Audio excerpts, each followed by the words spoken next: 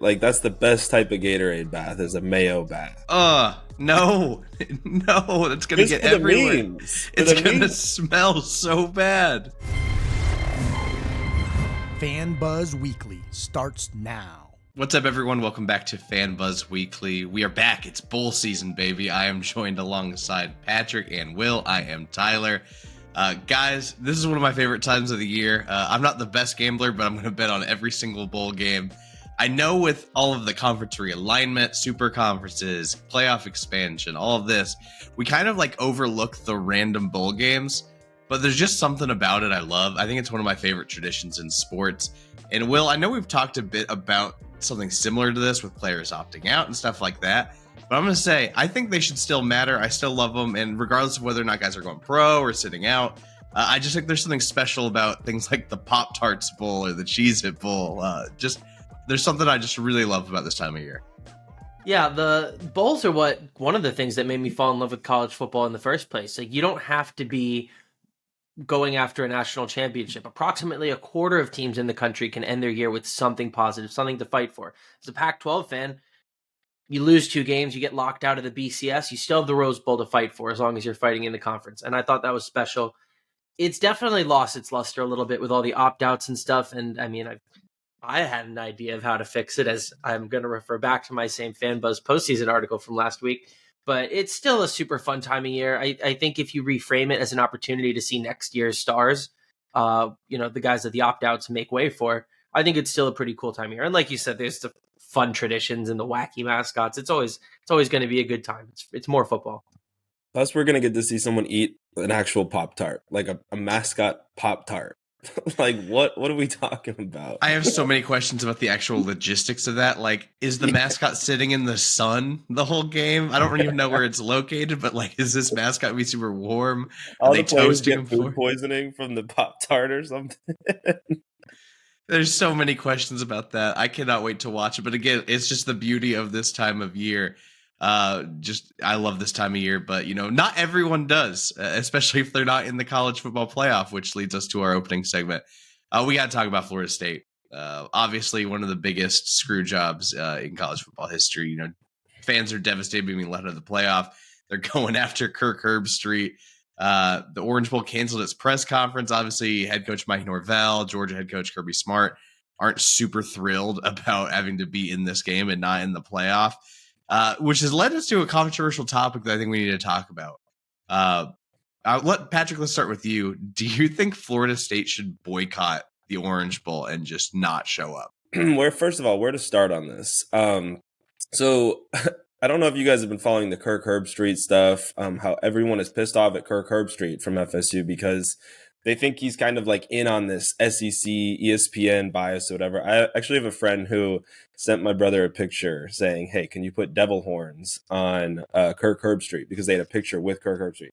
And it's like, what are we talking about? I mean, I kind of want them to boycott the game just because it would be like pure insanity. And I was trying to look up whether or not this had ever happened, right? Like, can you even boycott a bowl game?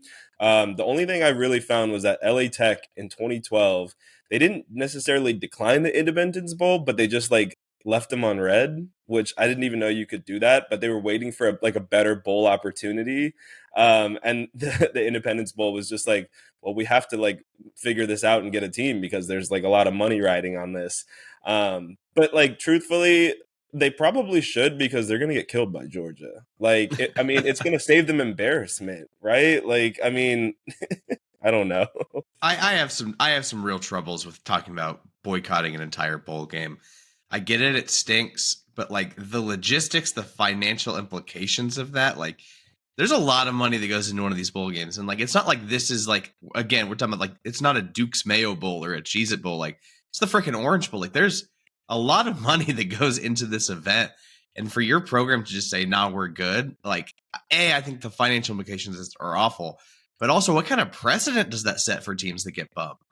I think it's one thing to maybe like not accept an invite, but even then I think that's crazy, but you can't set that up for teams that don't make the playoff to just like, quit and go home.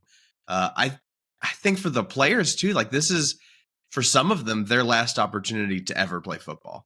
And, that means a lot to these kids. And I just think you're taking away that opportunity. Maybe some guys don't want to play, but for others, again, last time they're ever going to suit up in football pads and a helmet, I just, that leaves a sour taste in my mouth. And maybe it's just because I'm getting old, I'm already past 30, but I just think about the kids and like, you're just missing out on an opportunity you're never going to forget, even if, you're going into this with such a sour taste in your mouth. Will, what do you think about this whole thing? Personally, I think Florida State has almost nothing to lose and everything to gain. Georgia, I mean, Carson Beck, I don't expect. It's a weird one because Beck's probably not going to the league yet, but it'd be weird to put himself on the line in this game. But I think it would be nuts to see a single snap of Ladd McConkey and Brock Bowers. They were putting themselves on the line. They were barely healthy enough to play in the SEC title game. There's a lot of people that have already opted out, or not opted out actually, but hit the portal for Georgia. They won't be playing. I think Florida State has a chance to run up on Georgia. This is kind of like their national championship. They lost Johnny Wilson, which is a little bit crazy, but I think that they could play some football in this game. They have nothing to lose. They could pull a UCF. If Michigan or Washington doesn't win and they end up the only undefeated Power 5 team, they can UCF themselves and claim a national championship. They can at least say, look at that, you should have put us in. And that means something to them, perhaps. But Georgia definitely should not be boycotted. I don't know why Georgia would boycott. Georgia has nothing to prove. They can just have a bunch of guys opt out, which is what's going to end up happening. So I think that the presser was probably just canceled, not because there's actually going to be any opt-outs, but because the coaches were just going to use it as a pedestal to air their varyingly legitimate grievances. Mm-hmm. And I don't think anybody wanted that. I mean, I wanted that, but I don't think anyone who's actually running the bowl wanted that. So I think that's probably why that press conference got canceled between Kirby and Norvell. I actually have an unpopular opinion about this too. I actually kind of like the opt-outs. Obviously, it kind of stinks not seeing the star players in them, but there's some guys that you've never heard of, and it's kind of like a preparation for the next year of college football where you get to see some kids stand out. And I always think back to that Ohio State Rose Bowl game. Jackson Smith and Jigba had like 300 yards in one of the craziest Rose Bowl performances you will ever see. And he was just sitting behind all these guys that ended up opting out. And you just don't get to see those opportunities for these young guys until bowl season when there's so many opt-outs. So again, I get why people get mad about it, get frustrated. I'm on the other end. I think it's an awesome opportunity to get a sneak peek of what's to come. So I'm actually quite a big fan of it, and make sure those kids that are opting out stay healthy and go to the draft. Obviously, Orange Bowl is the biggest non-college football playoff bowl game to talk about because of those two teams, but there are some pretty other interesting ones. Namely, Liberty is playing Oregon in the Fiesta Bowl, which is probably the most surprising matchup of any of these major bowl games. Everyone's confused. This seems like an unlikely matchup. Seems like Oregon should run away with it, but Liberty is 13-0. They had an extremely strong rushing attack this year. I'm curious, Will's been kind of a big proponent about how explosive this Oregon offense is. Bo Nix is, now I'm trying to remember, is Bo Nix playing in the game? Yeah. He is playing. That is correct. Does Liberty have a chance here, Will? I'm curious what your thoughts are. Probably not. I think it is a problem that Bo is playing. I don't think Bo's special at all, but I think he's really going to push hard, run up a lot of points on a probably inferior team and make his last stand and his last pitch that he's an NFL quarterback. But Liberty as a team has higher motivation. Like I was saying about Florida State, if no one finishes at 15-0 from the playoff and Florida State loses to Georgia and Liberty pulls one out against Oregon, they can pull a UCF. And obviously we can debate how important that is, but to a team like Liberty that hasn't, been on the national stage for too long, if I'm not mistaken, they may have done the FBS jump, not recently, but not a crazy long time ago. A couple years ago, yeah. Like last decade or something like that. Being able to go 14-0 and claim even some semblance of a national championship would be tremendous to them. Definitely more than whatever this would be to Oregon. So the talent gap is tremendous. The question is if the motivation gap is any bigger. I don't think it is. I think Oregon's going to be able to choose a number and put it on the scoreboard. Whereas even if Liberty might run some solid offense too, but I don't think their defense is up to it. Yeah, I think this game was over when, I don't know if you guys saw this, but Jamie Chadwell, the head coach of Liberty, said he was disappointed that Bo Nix was playing. Like he was hoping Bo Nix wouldn't play. And it's like, okay, the game's over. Like your head coach has already admitted that you have no shot when Bo Nix is playing. Truthfully, though, I think I'm more sad that we didn't get FSU Liberty and then Oregon Georgia, because I think FSU Liberty the two like undefeated, like, I don't know, backs against the wall.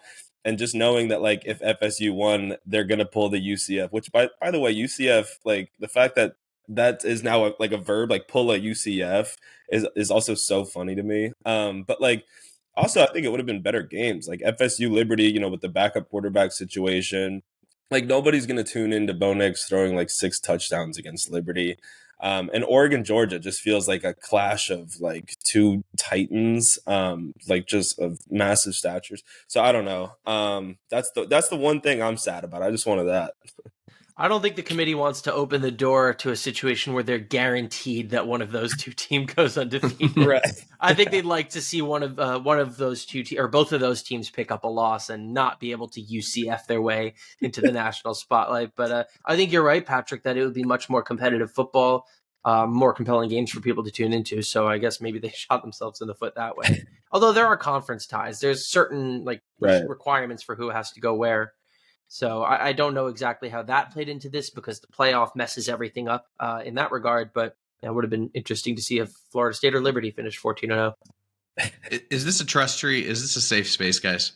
No. Oh, no. Correct. Well, I haven't watched any Liberty since Malik Willis was quarterback, so I really don't know what to expect from this Liberty team. That being said, I know Dan Lanning is an absolute psycho when it comes to motivation, it seems like. So something tells me he's going to have no problem getting these guys ready to play, especially if Bo Nix is playing. So my guess is this gets ugly. But hey, regardless of how the outcome turns out, shout out Liberty. Going 13-0 in a regular season is pretty awesome. So regardless of what conference you're playing in, kudos. You're getting to play in a very prestigious bowl game. And who knows, maybe they'll shock the world. And that's an awesome win for that program. Obviously, we talked about it a little bit earlier, but with bowl season also comes with weird sponsors, wacky traditions. A good way to put it, it's almost like a college football carnival, right? Just, what kind of gimmicks are you going to get? What kind of moments, what kind of Gatorade or mayonnaise baths are you going to get? But what's the most ridiculous bowl game to each of you? Which ones are you looking forward to watching? I'm going to start by complaining. Did you guys know that the Outback Bowl is gone? I just found this out 10 minutes ago. The no Outback Bloomin' Onions? Bowl. Yes. The Bloomin' Onion mascot is no more. That was one of my favorite ones. I went to it when Florida played Iowa years ago. The amount of excitement and silliness around the Outback Bowl was so sick. And you know what they replaced it with? The ReliaQuest Bowl. Do you guys know what's ReliaQuest? I don't I have no Someone clue that paid a bunch of money to get a bowl game. It's like a computer technology company. It's that is so boring. What are we doing here? So I don't know, that was going to be my, my most favorite ridiculous bowl game. But now that it's gone, all hope is dead. Bowl games are dead to me. I personally just absolutely love the Cheez-It Bowl. The completely Cheez-It themed suite from last year just still is etched into my brain. I think that is so preposterous and silly. And I think what I love so much about that bowl game is they fully lean into it. Which I really admire. Hot take, I think all Cheez-Its, Cheez Nips, all that are absolute trash. But I do enjoy the bowl game itself. Yeah, man, I'm not a cheese cracker. I love cheese. I love crackers. There's something about that combination I cannot stand. I think it's gross. You just haven't had it with mayo yet. Put some mayo on it. Oh, jeez. But I think the game I'm most interested in that's not like a New Year's Six bowl, that Sun Bowl against Oregon State and Notre Dame. I know a lot of I think the quarterbacks are out and everything like that, but these are two teams that I thought had solid seasons and at relative points had some pretty lofty aspirations. But it's just a matchup I find interesting, even if the quarterbacks are opted out, I think. Yeah, Hartman's opted out, right? I can't keep track of how many players are opted out anymore. I just kind of show up for the games and I'm like, all right, who's playing? Cool, let's ride. But again, it was two fun programs this year. I enjoyed watching both of them. And probably get another preview. And for Oregon State, who the heck knows what happens after this game? So I imagine they're going to enjoy it and show up for it. All right, everyone's buckle in. I have quite a few bowls that I have some thoughts on. As far as most ridiculous, we touched on the Pop-Tart Bowl. There's a giant edible Pop-Tart mascot. I'm having a hard time even conceptualizing it. And it's a good ball game, 2 ranked teams, but there's a lot of opt-outs. It's North Carolina State and Kansas State. Most ridiculous sponsor in terms of how did this company have the funds to sponsor a bowl? Famous Toastery Bowl. Do you guys know what Famous Toastery is? I Googled it. It's like a Bob Evans type of situation, but it's literally, there's 20-ish locations and like a dozen are in Charlotte, which I guess is fine because that's where the bowl is. The website says we're closer than you think. They're not. I'm not in Charlotte. I think it's now for a couple with ridiculous qualifications. Military Bowl does not feature an Army team that just picked up a big win over Navy. They're 6-6. They got bowl eligible, but that did not count towards bowl eligibility. Both teams came into that game 5-6. I think a spot should have been reserved for the winner, considering there are no ties anymore. And another ridiculous qualifier, USC pulling Louisville. Louisville was close to a conference championship. USC was 7-5. This is a brand name thing. But bowls I'm actually excited to see. Citrus Bowl, Iowa and Tennessee. Crazy stylistic Take clash. the over. So yeah, Patrick's gonna. Yeah, I shouldn't have started talking about this. Patrick will be hitting this later. Relatively low opt-outs. The Alamo Bowl between Oklahoma and Arizona. Noah Fafita hasn't opted out yet, and Dylan Gabriel has, but 5-star Jackson Arnold is going to be getting his first full look for Oklahoma. Then my favorite secondary teams. I've got Rutgers in the Pinstripe Bowl at home-ish against Miami. It's going to be a very tight spread. It's a 1-point spread. Bowl would mean a lot. And similarly, BC is playing at the Fenway Bowl. SMU is a huge favorite, but Preston Stone is out. But they won the AAC without him, so we'll see. And then lastly, the Armed Forces Bowl, which does have a military team in it. Air Force versus James Madison. I think this is the best Group of 5 bowl that we're looking at right now. Air Force started hot, lost a bunch of games in a row. James Madison, we all know about their story and how they snuck into the postseason after originally not being allowed. So I think that's going to be a really cool situation where both programs really want it. They're going to miss Kurt Signetti, though. You know I had to get my IU reference in. It's always about Indiana. Always about Indiana on this podcast. What other college football or podcast are you going to come to hear about the Indiana Hoosiers? There's not a single one you're going to find. Nobody else talks about them. Okay. Why is nobody talking about this irrelevant Big Ten program? I'm just asking you. Well, I want to say one thing before we leave the ridiculousness of bowl games. Like, what happened to the great names of bowl games? If you go through history, there are some pretty damn good names, like the galleryfurniture.com bowl. Like, the fact that we're doing a whole website like as the bowl is insane. Did you guys know there was a salad bowl played in Arizona? Like, someone was just like, yeah, the salad bowl. Like, that sounds good. The refrigerator bowl, like, these are actual bowl game names. And these are like years ago, whatever. But even more recently, man, we had the Bad Boy Mowers Gasparilla Bowl. Like, that is I remember that one. That was a good one. Right? Like, where did they go? Even just looking through the list of like the current ones, it's just disappointing. I don't know what happened to the bowl games that we love. Corporate sponsors are ruining our bowl game names. I'll give a shout out to one that was a corporate sponsor and a hilarious bowl name, the Tropical Smoothie Bowl. I thought that was so clever because you can go and order a smoothie bowl. Awesome. That was there was only like a 2 or 3 year thing. Kent State's only ever bowl win over Jordan freaking Love. But had to dig on the Packers at some point. Sorry, Tyler, but. I thought that was such a great way of actually using a sponsor name in a logical but still hilarious way. And we'll miss you, Smoothie Bowl. And now I want a Smoothie Bowl. Is the Tax Slayer Bowl still a thing? I think I think that's the tag for the Gator Bowl. I think it's the Tax Slayer Gator Bowl, but I'm not 100% sure. I'll check it out. Yeah, it is. But Tax Slayer sounds better. All right. Well, we got to take the over now, guys, with all of our betting picks. Next year when we do this, we actually need some trackers. We need some standings. We need some skin in the game for the winner, which is going to probably be Will. And then Patrick's probably going to come last. And then I'll be somewhere in the middle because Patrick always takes Iowa. So why don't we start with Patrick? Patrick for Bowl Mania. We're not doing it. I'm not doing it. Who are you taking? Maybe this one will make sense to Will. We'll see. I'm going to stay with the Pop-Tart Bowl because I think a game that ends with someone eating Pop-Tarts or whatever is going to happen, I think it has to be like a shootout. But also, it's Kansas State, who has been putting up like a bajillion points a game, and also Colin Klein was just hired by Texas A&M. So yeah, I'm taking Kansas State, NC State, 46.5. Because I think it's going to be insanity because there's going to be Pop-Tarts on the field, and that's pretty much my only reason. Will, what about you? It's actually a bowl I already mentioned in my bowls I'm excited to see, because why wouldn't I be excited about it over? It's the Alamo Bowl, and I think bowl season, a lot of it is about grading motivation, and it's kind of been made easier for us. But I would almost argue that things are easier in this era because you don't have to guess which teams are going to come out. We know who has a bunch of guys opting out. You'd imagine that if people are opting in, they're there to win. not just to mess around. And Noah Fifita has not yet opted out for Arizona. That's absolutely tremendous. USC has their eye on him apparently, but he has not opted out. He has not hit the portal. And yeah, I already mentioned that Dylan Gabriel is out, but Jackson Arnold could be phenomenal. There's a lot of talent on that Oklahoma side. Fast-paced game. The number's at 62.5. I think that this is going to be a smash hit over. Could be both teams into the 30s. Alamo Bowl is always a fun one. It's kind of like that first notch of bowls right below the New Year's Six, 2 ranked teams. I think it's going to be a great ball game. Is the Peach Bowl a New Year's Six bowl? I'm trying to remember. Peach Bowl is a New Year's Six bowl. Oh, man. See, I was going to take, never mind. Gonna need a second then. All right, we're just going to do close my eyes and pick one, because this is about as good as betting advice as I can give right now with how I'm doing. We're going West Virginia, North Carolina, over 56.5. Will, what are your thoughts on this? This was on my short list. And by the way, the Peach Bowl is, we're going to get to the Peach Bowl next week, but that isn't over as well.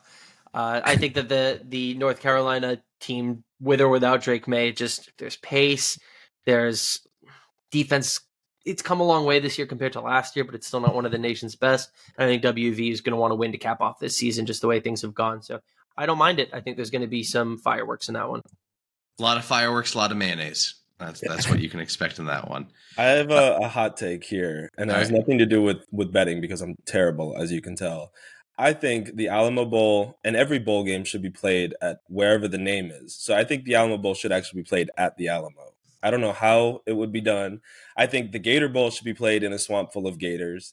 Like, let's field is literally a swamp. It's just an actual swamp full of like they're just like dodging gators. Like, let's spice it up a little bit here. Hey, the Alamo Bowl is in the Alamo Dome in San Antonio, so it's not far from the Alamo. There you go. But yeah, there are some bowls that are literally just named after where they are, though. So you'd probably enjoy those, Patrick, like the New Mexico Bowl or the LA Bowl. I would not want to play in the military bowl if this was the case. That sounds dangerous. In the trenches, like actually, though. All right, guys. Obviously, since there wasn't much college football Did You See This? I just wanted to open it up, talk about some of the most viral moments of the week. Let's just go across the sports world. I was going to talk about Georgia's 5-star quarterback, Raiola, visiting Nebraska and how that could be falling apart and all their decommitments. But that made me sad. So instead, I decided to take something else that made me sad, and that is Italian NFL quarterback legend Tommy DeVito, who beat my Green Bay Packers on Monday Night Football. But I have fallen in love with this story so hard, and I think if it wasn't him beating the Packers, I'd be even more into it. But this guy is having an absurd run as a backup quarterback. He's leading into the Italian. He lives with his mom. She's making him chicken cutlets and making his bed. And if you were watching Monday night and you saw his agent dressed in like the one-piece all-black suit with the fedora, like, I don't know if anyone in NFL history has ever leaned into the Italian as much as this guy. And it's such a moment. And I saw a great tweet that was just like, all of these sports are trying so hard to like lift up their stars. And the NFL is literally just like, this is an Italian quarterback. And he's just the biggest name in sports now.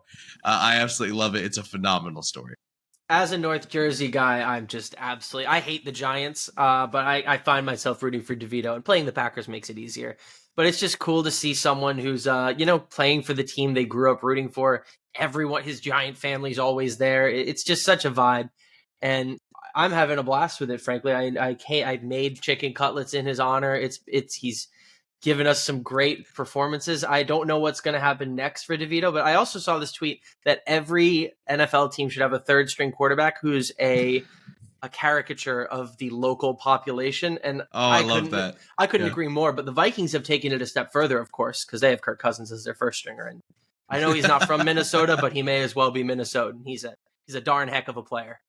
So is the Green Bay's third string quarterback just like some large alcoholic man that loves cheese? Probably needs to be one of the million team shareholders. So I guess, Tyler, you qualify, but I don't know if you've had enough cheese. That's actually fun fact. We can get a little personal on here. The entire reason I became a Packers fan as a kid was my love of cheese. So I might actually qualify. And then I watched Brett Favre throw a football, and then that was kind of game over. Okay, does Tommy DeVito's agent represent anyone else, or is it just no idea? I'm convinced it's a relative. He represents the Italian American community, is what he does, and I'm having a blast with it. Like, I'm convinced there's no way he represents anyone else. Like with No, that dude, fit. he Like, gets 5% of everyone's income for protection. It's very simple. I'm not gonna lie, that black and white striped jacket he was wearing, I just bought one at Goodwill that looks exactly like that, and I wore it to a wedding. So like, I know where you got it, Mr. Stellato, or however you pronounce his name. I know where he got that jacket. Oh my gosh. All right. Patrick, Will, why don't we start with Patrick? What do you have? Okay, I got Mr. Bronny making his debut at USC. Awesome considering, first of all, that like scary collapse he had. What was that, last year? The Like summer, something like that. something like that. Like to see him on the court and like doing things that his dad did, because he had that sick block. It was, completely reminiscent of the chase down block that Bronny had, or his dad had. And I wanted to spit out a real scorching hot take. Bronny's better in college than his dad ever was. So I think the math adds up. 4 points. 4 points is all he needed, and he's already a better college player than his dad ever was. So, will he live up to this hype in the NBA? I don't know.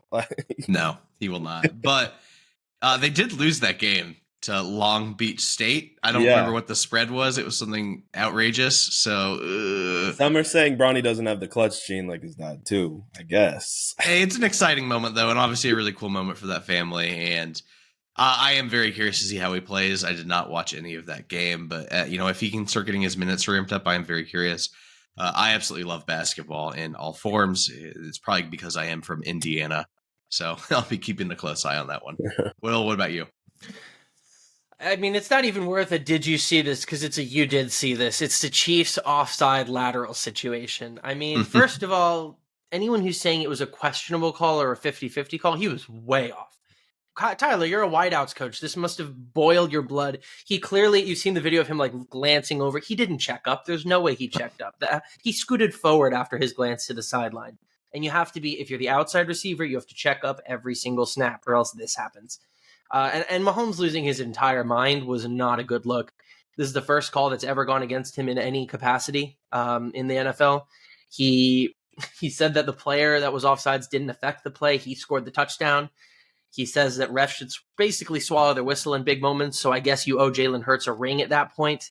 And he started invoking Travis Kelce's legacy as if this is the play that's going to define the whole career of one of the 5 greatest, or in my opinion, 3rd greatest tight end of all time. I mean, it's a terrible look. I can't remember Tom Brady or Peyton Manning ever talking to the public about a referee's decision, or going, can you imagine Tom after a game going up to Peyton and instead of saying, great game, I've got you in the past, but you got me this time, instead of that saying, man, that was a terrible call, worst effing call I've ever seen in my life. I felt so bad for Josh Allen, who Mahomes has blocked from multiple Super Bowls, and Josh just kind of pats him on the chest and he's like, okay, buddy. It's a terrible look for Mahomes. I hope that he's still young-ish. I hope he can learn. I hope we see him handle situations with a lot more grace going forward, because he's a special talent, and I don't like seeing him be this way. He's the face of the whole sport, and he should be better. Yeah, it's a really bad look for the NFL's biggest star. What keeps bothering me about the play, if you keep watching it, it's not like the ref decided to call it after the lateral happened. He threw it because it was offsides, and then the play happened. No, Mahomes is acting like they did this maliciously to prevent this cool play. And in reality, it's been a point of emphasis all year. It's, partially because of the tush push, but it is something they wanted to overemphasize, because you can't be that laissez-faire about it. It does have an advantage to being ahead of the ball, even if it's slightly. We always talk about NFL being a game of inches. And also, if my wide receivers ever didn't check with the official to see if they were on or off, I will yell at them. So I just think we're really overreacting about a very simple thing. And I just can't believe Andy Reid was in it too. Like, you guys have won 2 Super Bowls over the last few years. I really don't know why you're complaining about a playoff game. And I think it's just bigger than that moment. It's been a very frustrating year for them. It doesn't seem like their offense is figuring it out. And now the clock's ticking. They're losing out on a 1 seed potentially. But this is what happens when you just don't invest in weapons. And as a Green Bay Packers fan, I've seen this played before, so I can't say I'm surprised. I'm actually going to disagree with you guys. I think it's a good thing that Mahomes was acting like this. And the reason is it's because he cares. Like, the dude is passionate. And if he truly felt like they were robbed, or, this call was against him, which clearly he did, like, it means the dude cares. And I think it was a culmination of, like, I mean, he's throwing to all these butterfinger receivers all season. Like he's probably like super frustrated with the way they're playing. And like if he hadn't acted like that and he just walked off like, whatever, maybe next season. Like that's not the way you want to go about it, right? I'm okay with, the NFL's biggest star acting like that. I don't know. Like I enjoyed it. I enjoyed passion. When Bryce Harper does this in baseball, everyone thinks he's like some bad guy. No, the dude cares more than anyone on the field, and he's more competitive than anyone on the field. And I enjoy that. I enjoy it a lot. I wouldn't say Bryce Harper does this. I think it's a little bit different. And I think that being competitive and caring is important, but I mean, I should circle back to the Tom thing. I'm not saying I've never seen Tom Brady freak out. He freaks out because he's disappointed in himself and thinks he should have done better. And he'll get up on the podium and say that for 10 straight minutes, not start ranting about the call. I've never seen anything like that. It was strange from Pat. I do think that I want to get on the record in response to what Tyler said. I want it on record on audio right now. I think the Chiefs are going to come back and get the 1 seed because that's just the way things go for them. But I thought it was crazy that Tyler also brought up the fact that they didn't throw the flag after the result of the play. They threw it at the beginning because the thing that Tyler kind of alluded to where you throw the flag after the result, the only time I've ever seen that was to bail Mahomes out after he threw a game-losing interception against the Jets, and the ref looks at it and throws the flag. I've always been frustrated about his treatment, and he's always carried himself well and not been a part of it, and now he is. So I'm pretty upset at him. There's also just a bigger conversation because Myles Garrett was actively upset after a win over Jacksonville about officiating, where the officiating just feels like it's getting out of hand the last couple of weeks. I know NFL officiating is always controversial, but hearing some of the biggest stars freak out about officiating on record in multiple games, and again, the fact that Myles Garrett went off about this after a win says where we're at right now. And just the biggest gripe I have about the union with the NFL referees is that every time they're like, well, they're held accountable, they have a press conference after the game.